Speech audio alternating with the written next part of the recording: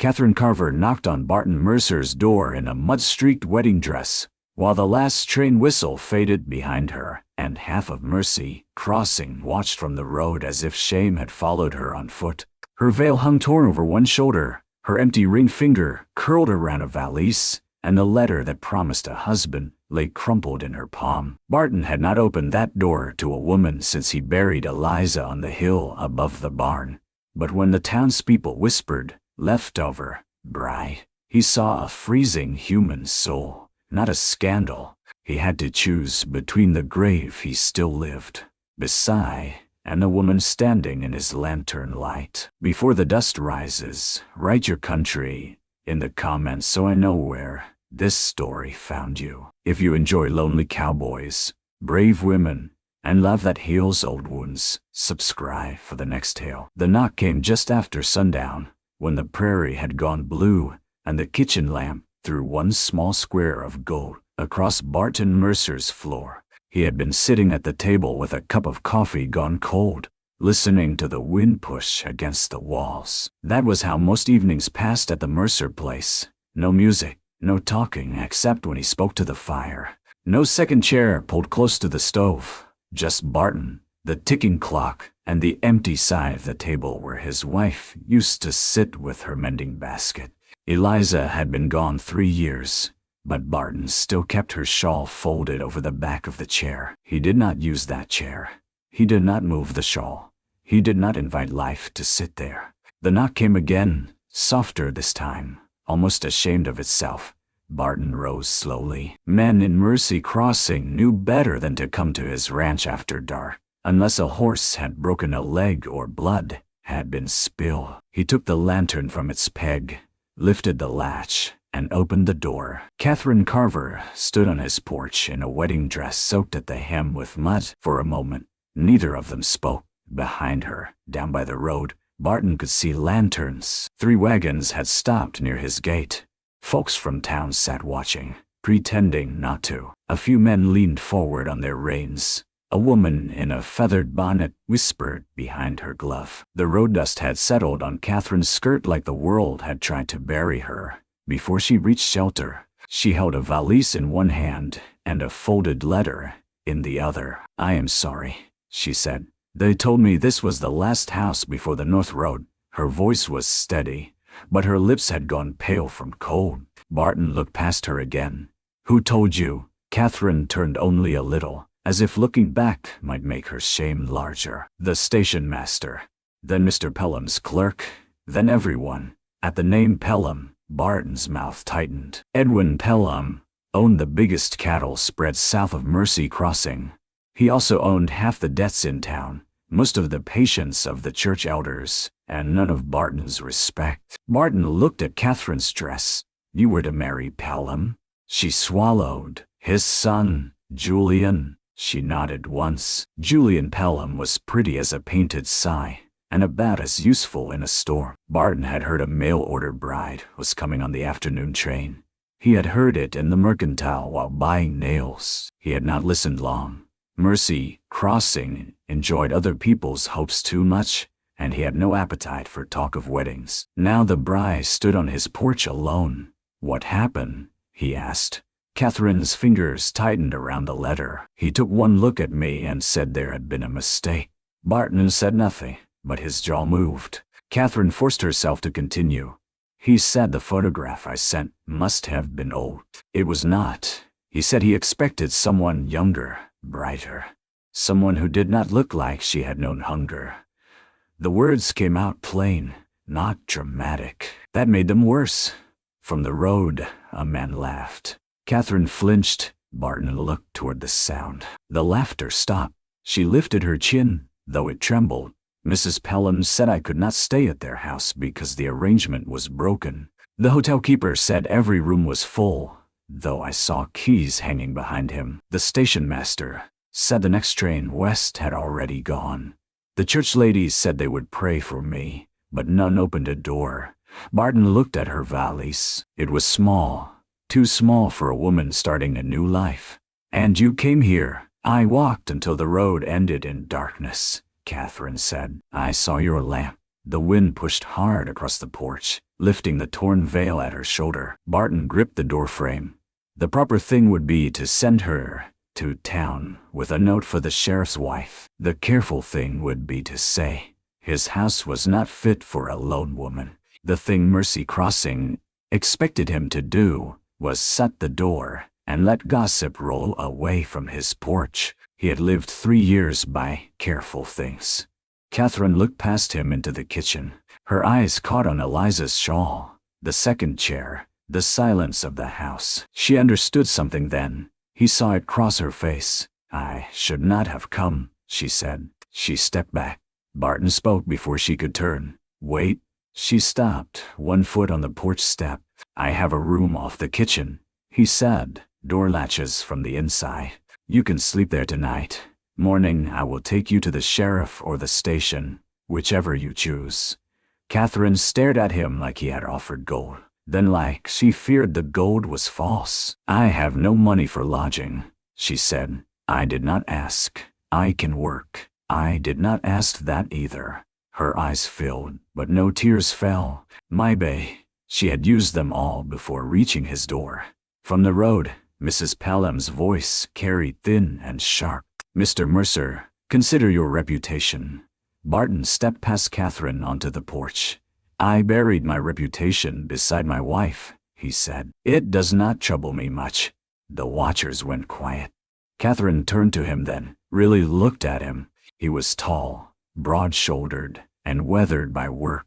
His dark hair showed gray at the temples, though he was not yet old. His eyes were tired in a way that did not belong to lack of sleep. She saw a man who had closed every window in his heart and still could not keep grief from blowing through. Barton saw a woman standing in a ruined wedding dress, straight-backed in public shame, asking for shelter without begging for pity. He stepped aside. "Come in, Miss Carver." She crossed the threshold slowly.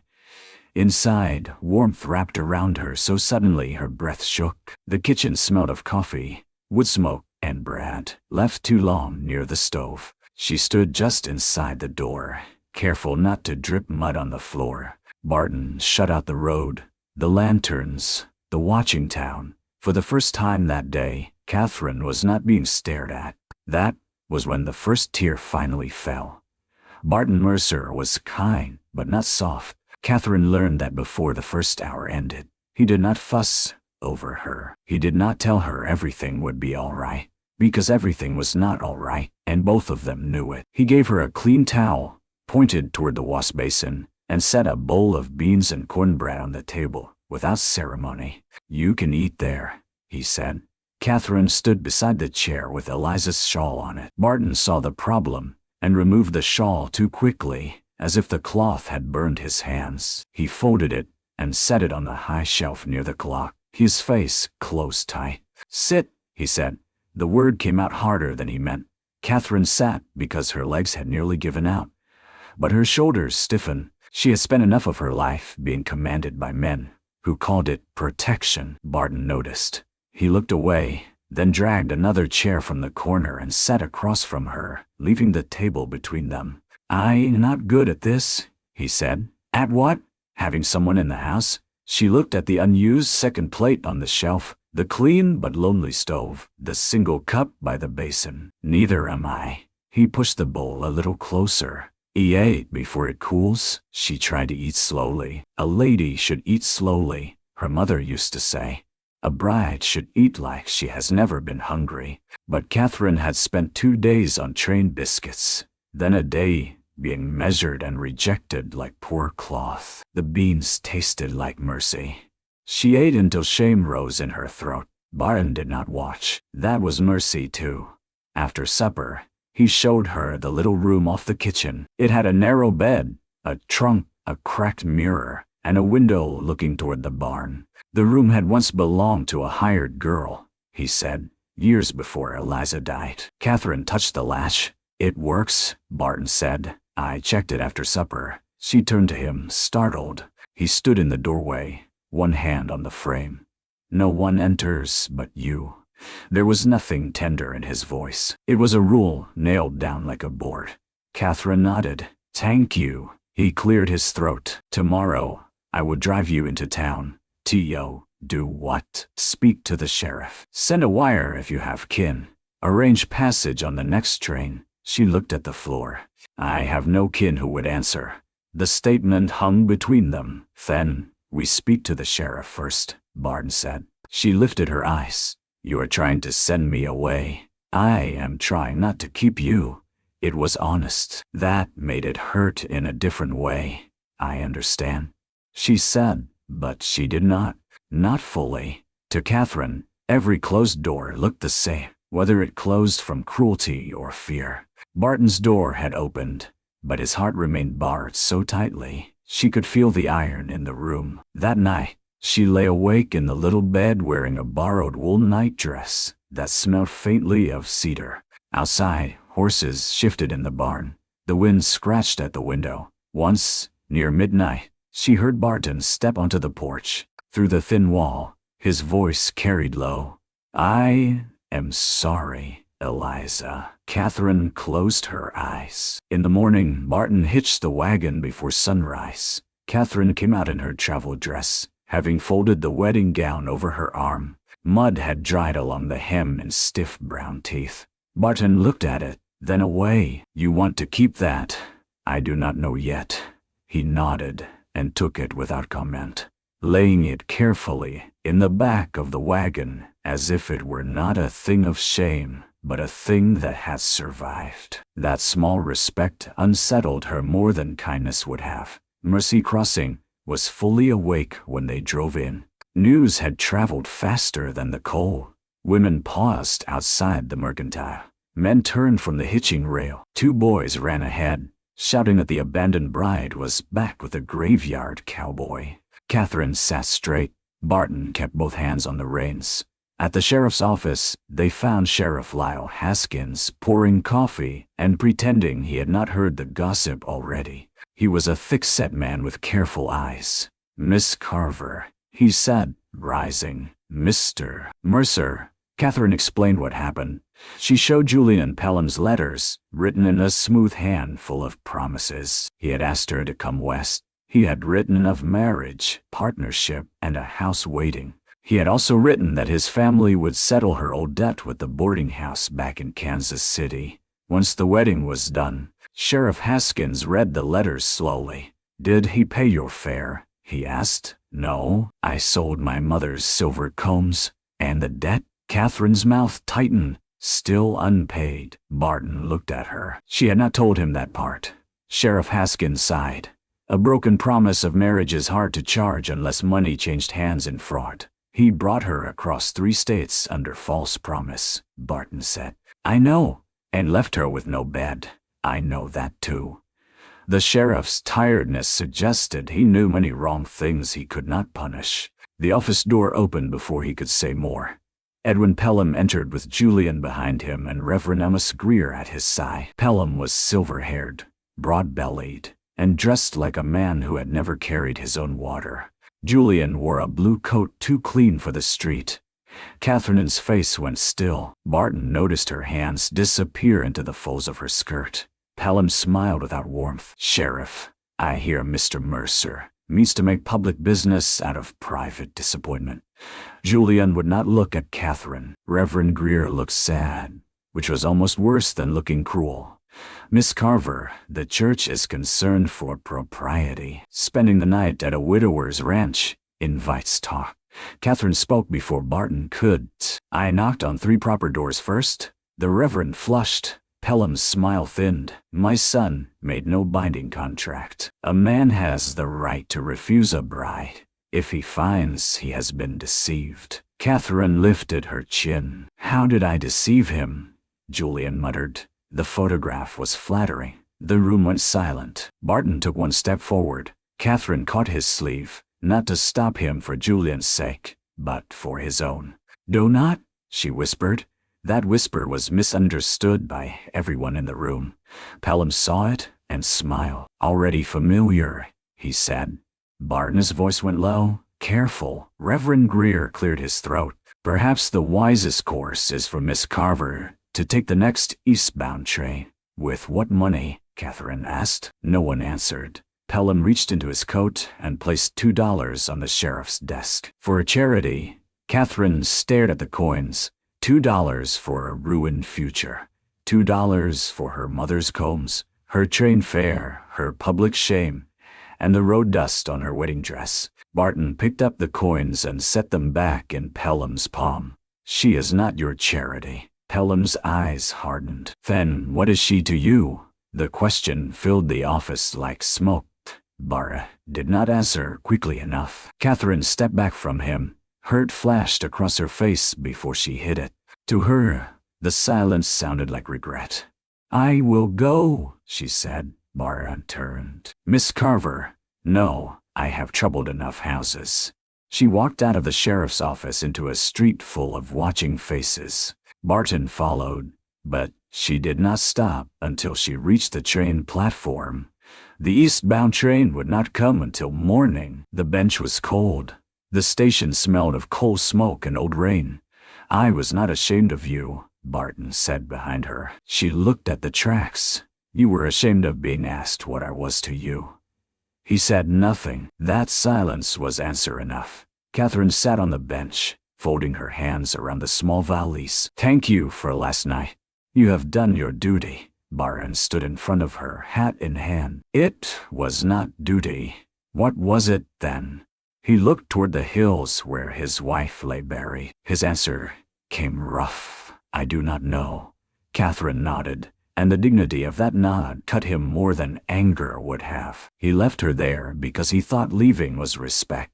By noon, clouds gathered over Mercy Crossing. By 3, sleet began to fall. By dusk, Barton Mercer was back at the station with a quilt, a hot biscuit wrapped in cloth, and the uneasy knowledge that his first rescue had been only half a rescue because he had opened his door without opening his courage. Catherine was not on the station bench when Barton returned. For one terrible minute, he thought she had walked out into the storm. Then he saw her through the station window, standing behind the ticket counter with a broom in her hand. Old Mr. Tobin, the station master, sat by the stove with his bad leg propped on a crate while Catherine swept cinders from the floor. Barton entered with the quilt over one arm. The station master looked up. She works better than my nephew and complains less. I did not ask for praise, Catherine said. No, Tobin replied. That is why it is safe to give. Barton stood near the door, dripping sleet onto the boards. Catherine looked at the quilt, then at his face. I brought this, he said. I found work, I see, for tonight. Mr. Tobin, said I. I'd sleep in the telegraph room. The old man coughed. Door latches. Barton deserved that. He accepted it. Catherine went back to sweeping. You need not stay, but outside. Sleet rattled against the windows like thrown gravel. The last train had been delayed by weather, then canceled. The road to Cedar Bend would be ugly by dark. Barton set the quilt on a bench. I will wait until the storm eases. It might not. Then I will wait longer. She did not answer. That became the beginning of their second chance, though neither named it. Barton did not bring her back to the ranch that night.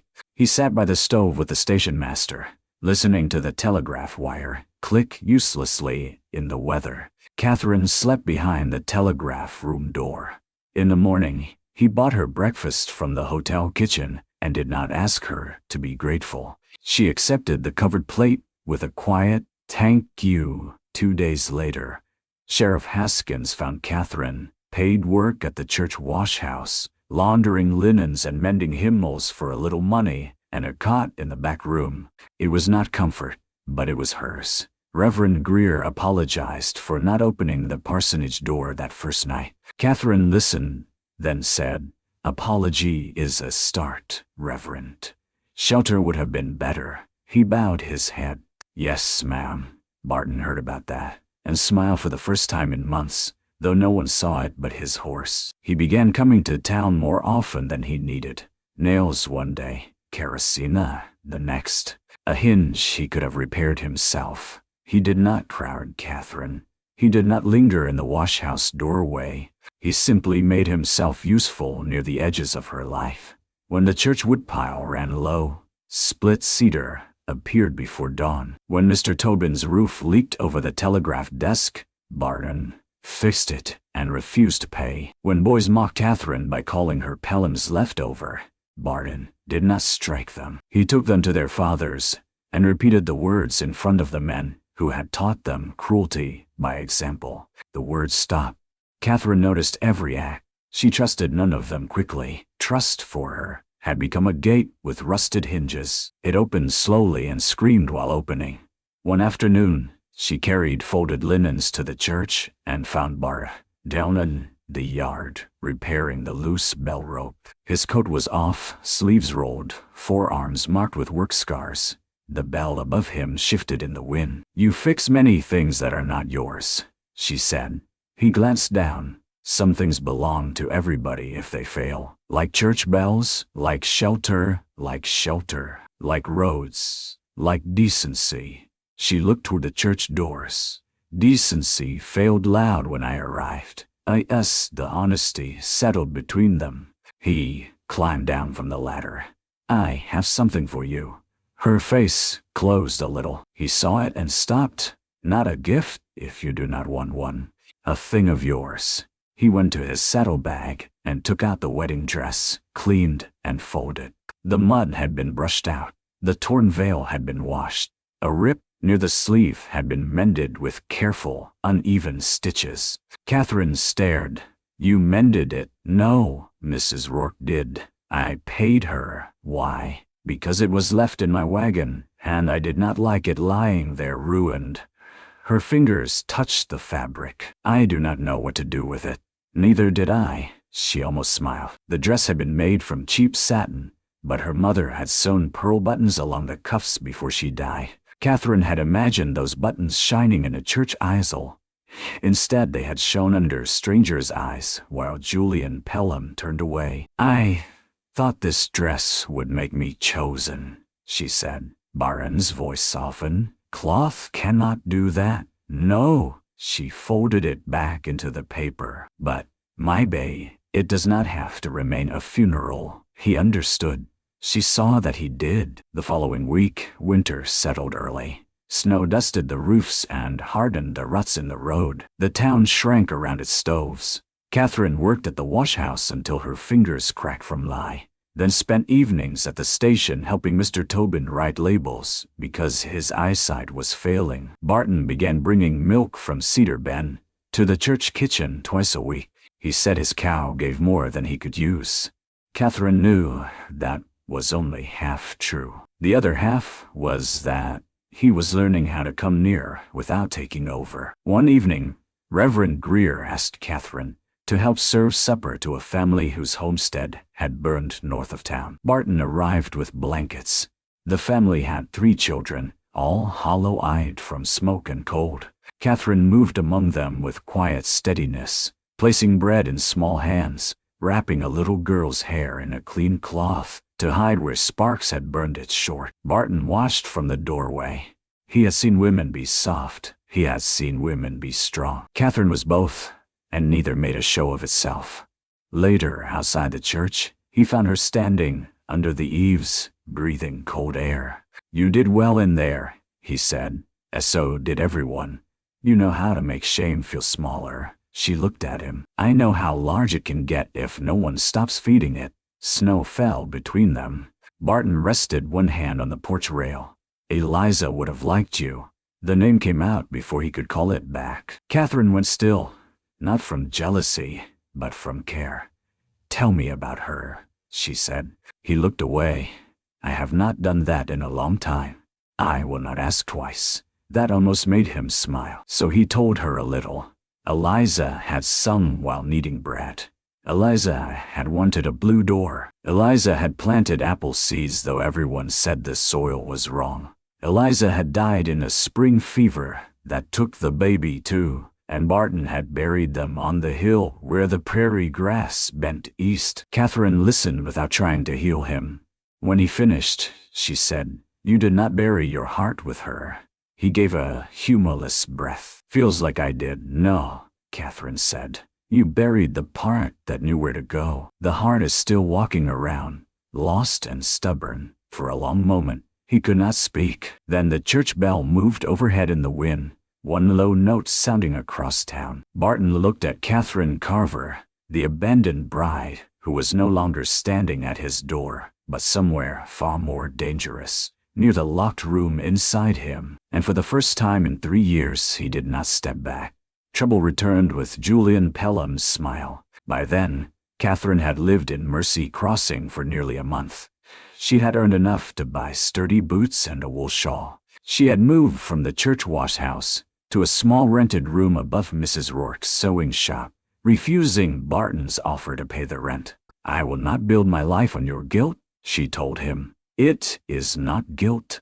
Then let it grow into something that can stand being told no." He had nodded, wounded and proud of her at the same time.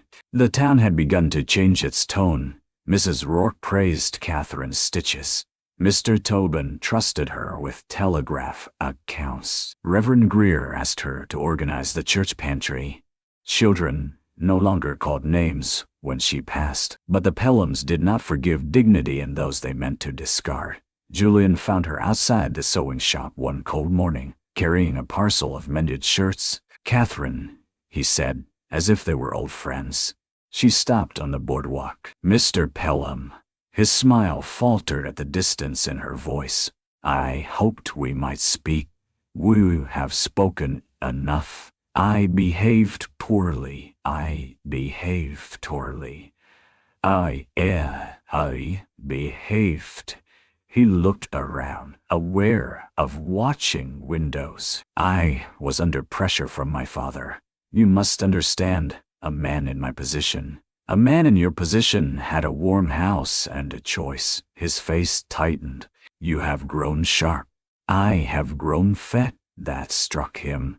He stepped closer. "Do not mistake Mercer's pity for permanence. He is lonely. Everyone knows it. A widower can look noble while warming himself at another woman's gratitude." Catherine's fingers tightened around the parcel. "You will not speak of him to me." Julian leaned nearer. "My father is willing to settle your Kansas City debt if you sign a paper saying there was never a formal arrangement. You will also leave Mercy Crossing on Saturday's train." "There was a formal arrangement."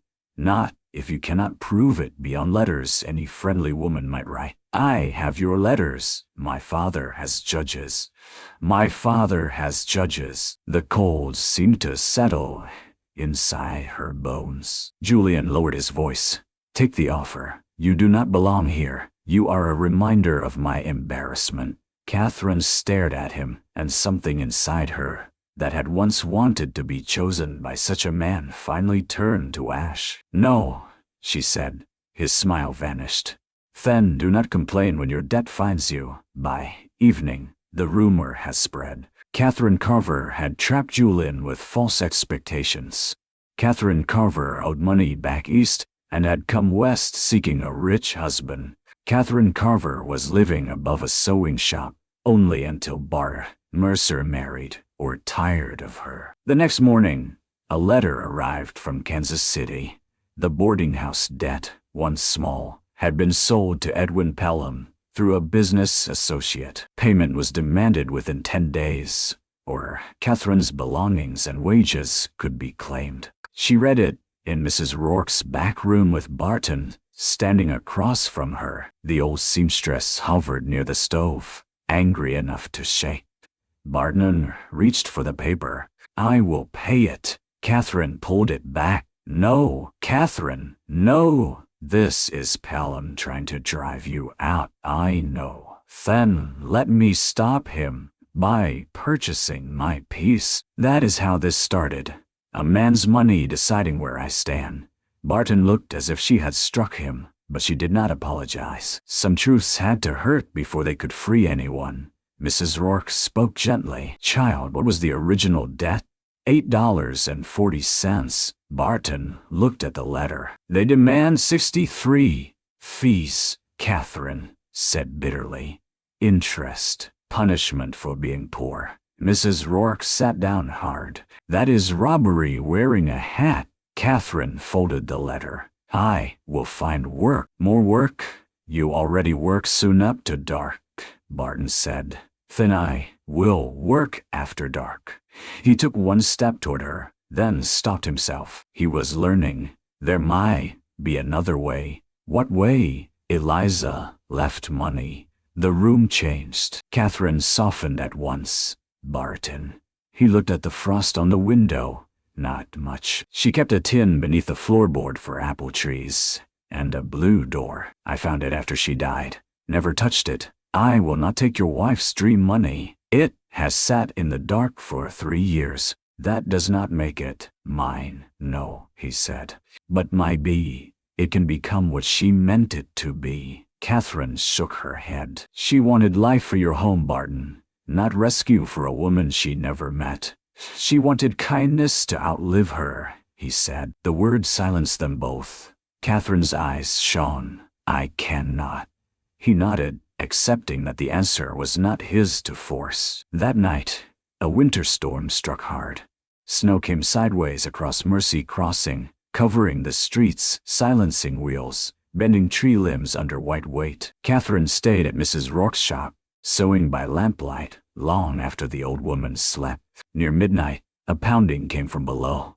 Mrs. Rourke cried out. Catherine took the lamp and went downstairs. Through the front window, she saw orange light beyond the snow. Fire, not in town, north, towards Cedar Bend. She opened the door, and wind nearly tore it from her hand. A boy from the livery stood on the step, coat white with snow. Miss Carver. Mr. Mercer's barn got struck by lightning or lantern flame. Folks can see it from the ridge. Sheriff says roads are near blocked. Catherine did not think. She grabbed her shawl, boots, and the old wedding dress bundle from beneath her cot. Mrs. Rourke came down behind her. Where are you going? To you, Barton. In this storm? He came back for me. Catherine ran into the snow. By the time she reached the livery, 3 men were arguing that the road was too dangerous. Catherine took a horse blanket, a coil of rope, and the lantern from the wall. You cannot ride alone, the liveryman said. Then saddle faster and come with me. Her voice cut through the room. Men who had once watched her shame now moved under her command. They reached Cedar Bend near dawn. The barn roof had burned on one side, but the snow had slowed the flames. Barton and Amos had gotten the horses out. Amos lay coughing near the well, his beard singed. Barton was still inside the smoke, trying to free a trapped mare from a fallen beam. Catherine tied her shawl over her mouth and ran in before anyone could stop her. Heat struck her face. Smoke clawed her eyes. Barton shouted her name, furious and afraid. She ignored him. The mare screamed. Catherine crawled low, reached the animal's head, and covered its eyes with the wedding dress. Cheap satin, pearl buttons, torn veil. Everything that had once meant rejection now shielded a terrified creature from flame. Easy, she whispered. You are not alone, Barton. Barton lifted the beam with a sound that seemed torn from his chest. The liverymen pulled the mare free. Catherine stumbled after them, coughing. Outside, Barton caught her shoulders. What were you thinking? She coughed, eyes streaming. That your barn was on fire. You could have died, as so could you. His hands shook. He let go as soon as he realized he was holding too tightly. Behind them, the mare stood trembling in the snow, the scorched wedding dress hanging from her neck like a strange white banner. Barton looked at it. Catherine did too. Then she began to laugh, but it broke into sobbing. Barton wrapped his coat around her, not caring who saw. The townsmen looked away, not from shame this time, but respect. At dawn, the storm eased. The barn still stood, scarred but standing. So did Catherine. The fire changed Mercy Crossing faster than any sermon. Men who had once leaned on fences to judge Catherine now told the story of how she rode through a winter storm and walked into a burning barn. Women who had whispered over hymnals brought broth to Cedar Bend. Children asked if the white dress had truly saved a horse. Catherine disliked being made into a legend almost as much as she had disliked being made into a scandal. I was afraid the whole time, she told one girl. The girl frowned. Then, how were you brave? Catherine smiled sadly. That is the only time bravery counts. Barton heard that from the doorway and carried it with him all day. The fire left Cedar Bend wounded. Half the hay was gone. The tack room roof collapsed. 2 horses needed doctoring. Amos' cough lingered. Barton worked from before sunup until lantern light, refusing help until Catherine stood in the yard and said, "If you keep punishing yourself for needing people, I will throw this hammer at your head." He took the hammer from her hand. "You would miss. I would not." He believed her. They rebuilt in pieces. Tasman came on Saturdays. Mrs. Rourke organized quilts. Reverend Greer brought mails bought with church funds. Mr. Tobin sent word along the telegraph to locate cheaper hay. Catherine cooked in the Mercer kitchen for work crews, but she sat and ate with them, not behind them. One evening, while sorting salvaged boards, Barton found the old tin beneath loose flooring in the corner of the house. He brought it to the kitchen and set it on the table between them. Catherine looked at it. "Eliza's money." "Yes, I told you. Open it." She hesitated, then lifted the lid. Inside were coins, 2 folded banknotes, and a paper sealed in wax. Barton frowned. "I do not remember that." He opened the paper. His wife's handwriting waited there. "Barton, if grief has made you stubborn, forgive me for knowing you too well. This money is for apple trees, paint for the door, or any living thing that needs a start. If I am gone, do not turn it into a shrine. Use it where mercy can grow." Barton sat down slowly. Catherine covered her mouth. On the back of the paper, in smaller writing, Eliza had listed savings hidden with Mrs. Rourke's cousin at the bank in Abilene, money from her father's estate that Barton had never known existed. Not a fortune for railroads or mansions, but enough to rebuild a barn, settle an unjust debt, and plant an orchard. Barton's eyes filled, and he did not hide it. "She knew," he whispered. Catherine sat beside him. "She loved you." "I locked her kindness in a floor." "No," Catherine said. "You kept it safe until you were ready to let it work." The hidden money became the center of Pelham's next attack. Edwin Pelham heard of it within 2 days. By then, Catherine's debt demand had grown more aggressive, and Pelham had filed a claim that any funds given to her while she owed debt could be seized. He also spread word that Barton was using his dead wife's money to buy himself a replacement. That rumor hurt more than Barton expected, because it struck the place where guilt still lived. Catherine found him at Eliza's grave the evening before the town meeting. Snow lay thin over the hill. The wooden marker stood clean because Barton kept it that way. Beside it was a smaller stone for the baby, unnamed, except for one carved word, "Son." Catherine stopped a few paces away.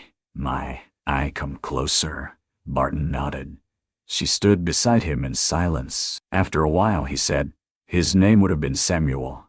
"Then why does the stone not say Samuel?" His throat moved. "I could not carve it." Catherine knelt in the snow, touching the small marker with gloved fingers. "Hello, Samuel." Barton broke then, not loudly, not like a man in a story who falls to his knees and cries out. He simply bowed his head and let tears fall into the snow. 3 years late. Catherine did not hold him. She stood near enough that he was not alone, far enough that his grief remained his. When he could speak, he said, "Pelham is right about one thing. Part of me wants to build a life quickly, because I am afraid if I stop, the grave will pull me back." Catherine looked at him. "And part of me wants to run before anyone can leave me again." He turned to her. She continued, "So tomorrow, we do not make choices from fear. Not yours, not mine, not Pelham's. What choice do you want?"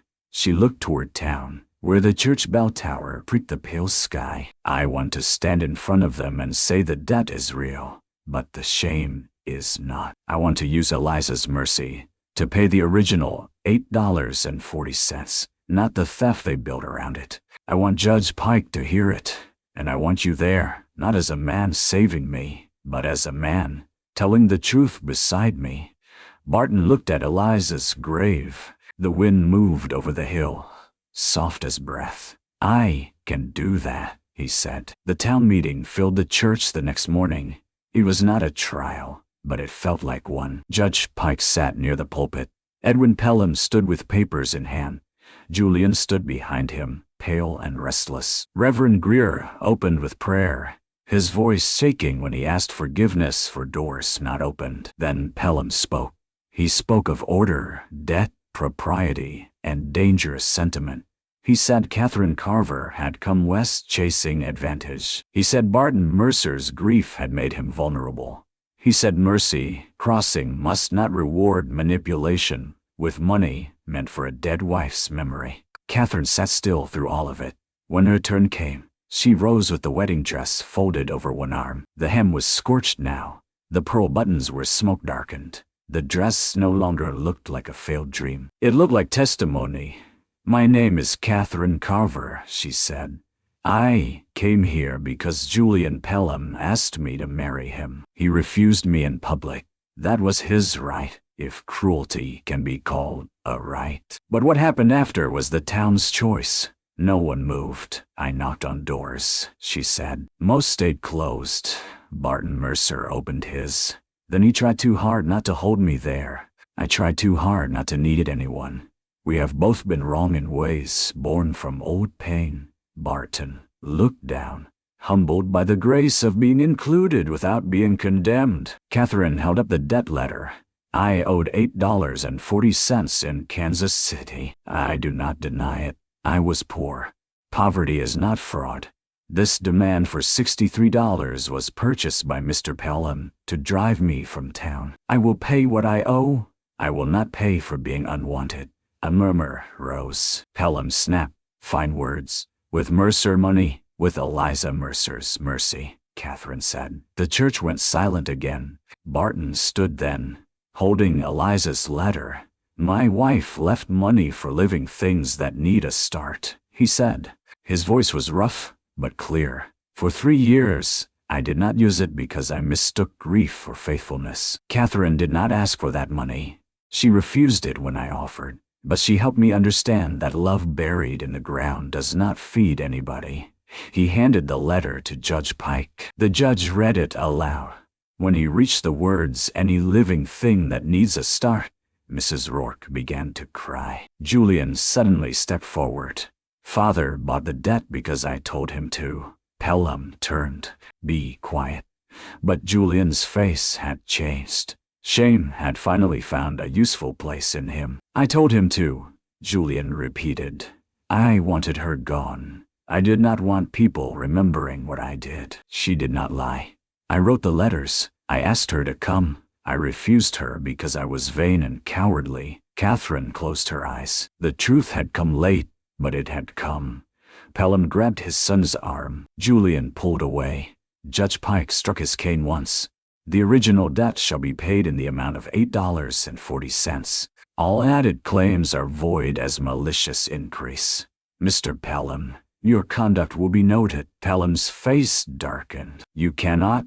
"I can, and I have." Outside the church, the town gathered in cold sunlight. Apologies came awkwardly. Some were sincere, some were only frightened. Catherine accepted none too quickly. Julian approached last. "I am sorry," he said. Catherine studied him. "For abandoning me, or for being seen?" He swallowed. "Both. At first the second, now the first." She nodded. "Then become better where I do not have to watch it." He stepped back, chastened. Barton came to her side. "You stood strong. I was shaking." "I know. I saw your hand." She looked at him then. "And you stood beside me." "I will. If you keep choosing that." Her eyes softened. "I am beginning to." It was not a proposal, not a confession before the church steps, but it was a bridge, and both of them knew they had stepped onto it. Spring came to Cedar Bend with mud, birdsong, and the smell of cut pine. The barn rose board by board through the hands of many people. Mercy Crossing was not suddenly pure. No town becomes kind in a single meeting. But the work changed the shape of things. Men who had once watched Catherine stumble through shame now lifted beams under her direction. Women who had kept doors closed brought pies. then stayed to wash dishes. Reverend Greer preached less about appearances and more about the traveler left wounded beside the road. Catherine did not forget the first night. She also did not chain herself to it. With the hidden money, Barton rebuilt the barn stronger than before. He paid the true debt Catherine owed, and she signed a note to repay the Mercer household in work or wages over time, not because he demanded it, but because her dignity needed the shape of fairness. Then, with the rest, he ordered apple saplings and a can of blue paint. When the paint arrived, he set it on the porch without explanation. Catherine looked at it. Eliza's door, he said, if you will help. Together they painted the front door blue under a clean April sky. Amos sat nearby pretending to supervise. Mr. Tobin came with a telegram that did not need delivering. Mrs. Rourke brought biscuits that were only slightly hard. The whole house seemed to breathe differently when the first coat dried. That evening, Barton stood in the yard looking at the door. Catherine stood beside him. Does it hurt? Yes, he said, but not the way I feared. How does it hurt? How does it hurt? Like a stiff hand opening. She understood that. Catherine had moved into the hired girl's room again after the fire, but the arrangement had changed. Mrs. Rourke stayed for 2 weeks while the repairs were made. Then Mrs. Whitcomb, then Anna Haskins from the sheriff's house. The town had learned to care about propriety after failing at Mercy, and Catherine allowed it because this time the care protected instead of punished. But as spring deepened, she knew a choice waited. One Sunday after church, Reverend Greer asked to speak before the congregation. Catherine stiffened, fearing some new public wound. Barton, standing beside her, did not touch her hand, but his presence steadied her. The Reverend removed his spectacles. There are apologies owed that should not be hidden in private corners. Miss Catherine Carver, when you arrived in need, I thought first of appearances. I should have thought first of mercy. I'm sorry. The church sat quiet. Mrs. Pelham, thinner and less grand since her husband's disgrace in town affairs, stood next. I let my son's vanity become your humiliation. I am sorry. Catherine looked at her for a long moment. Thank you. The words were not warm, but they were clean. More apologies followed. Not from everyone. Not every heart changed. But enough truth entered the room that the old shame had nowhere comfortable to sit. After the service, a little girl asked Catherine if she was still an abandoned bride. Catherine knelt to meet her eyes. No, I am Catherine Carver. The child nodded as if that settled everything. Barton watched from the church steps, his face soft. That afternoon, he took Catherine up the hill above Cedar Bend. Grass had grown new around the graves.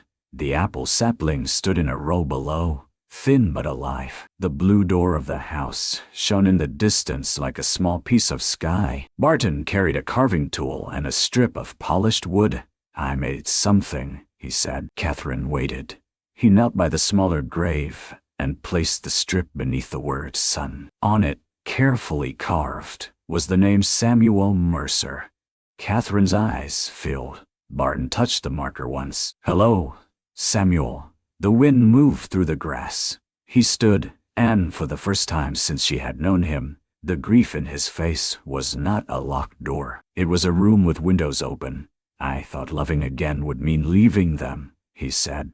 It does not. I know that now. He turned to her fully. There was no town watching, no scandal pressing, no debt standing between them. Only wind, grass, graves, and the house below. Catherine Carver, he said, voice unsteady. You came to my door abandoned by a man who could not see your worth. I opened the door, but you have opened more in me than I knew was still there.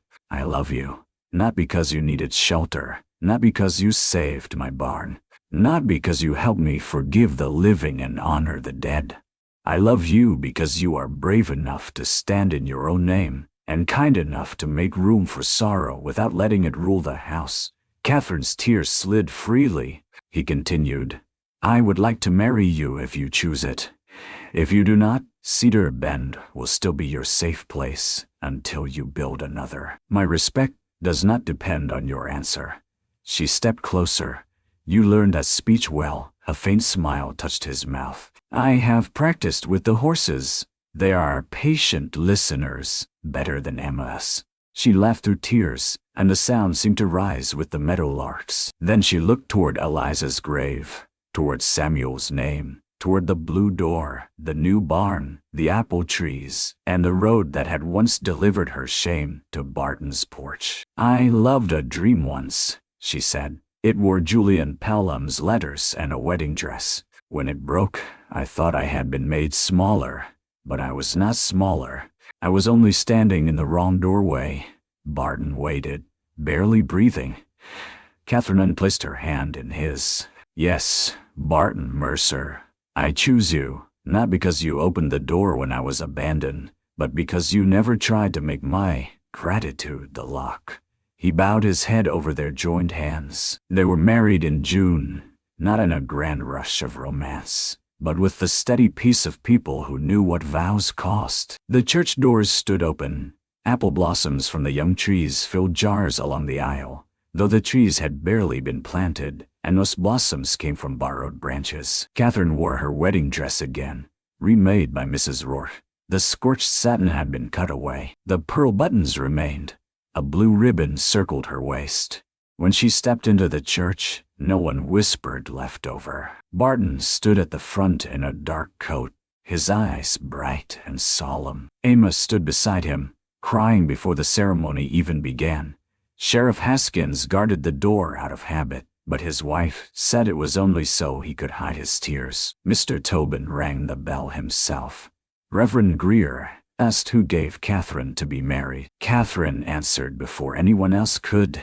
"I do." A murmur of approval moved through the room. Barton's smile broke slowly, like sunrise through storm clouds. Their vows were plain. She promised truth, courage, faithfulness, and a warm table. He promised honor, patience, protection without ownership, and love that made room for every sorrow that had shaped them. When he placed the ring on her finger, it was not the ring Julian had failed to give. It had been made from a small piece of Eliza's hidden savings, with Catherine's consent and Barton's tears. Not a replacement, a blessing passed forward.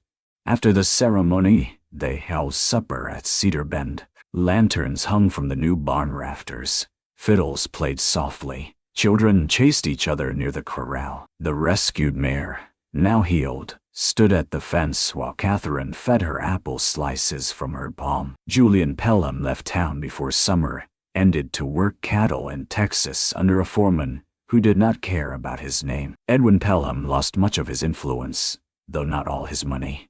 Mrs. Pelham visited the church pantry quietly, bringing flour without demanding praise. Some wounds in town healed, some scarred, but the scars told the truth. At Cedar Bend, life grew in ordinary ways. Catherine's laughter entered the kitchen first, then music. Barton learned to sit in the second chair without flinching. Eliza's shawl remained in the house, folded not as a shrine, but as part of the family's story. Samuel's name weathered on the hill in sun and rain. The blue door opened often to neighbors, travelers, hungry children, widows, hired hands, and once to a young woman left at the station with nowhere to go. Catherine brought her in without asking Barton first. When he saw the girl at the table, wrapped in a quilt and eating stew with shaking hands, he only nodded. Later, Catherine found him on the porch. "I should have asked," she said. He looked at the lamplight spilling from the blue door. "No, you knew what the house was for." She leaned against him. "What is it for?" He wrapped an arm around her shoulders. "Living things that need a start." The prairie wind moved warm through the grass. From the hill, the graves looked down over apple saplings. A new barn, and a house no longer afraid of its own lamplight. Far off, a train whistle sounded, carrying strangers toward Mercy Crossing, toward hope, toward heartbreak, toward doors that might open or stay shut. Catherine closed her eyes. Once, she had knocked in shame, with dust on her wedding dress and townspeople staring from the road. Once, Barton Mercer had believed his heart lay buried with his wife. But love had not asked either of them to forget the dead, deny the hurt, or pretend rescue was simple. It had come slowly, through a blanket at a train station, a dress cleaned without pity, a storm ridden through, a debt faced in public, a name carved at last, and a blue door painted for a future both the living and the lost could bless. And every evening after that, when the kitchen lamp shone across the Mercer floor, Barton set 2 cups on the table. Catherine opened the door to the night air, and the lonely house on the edge of Mercy Crossing glowed like a promise kept.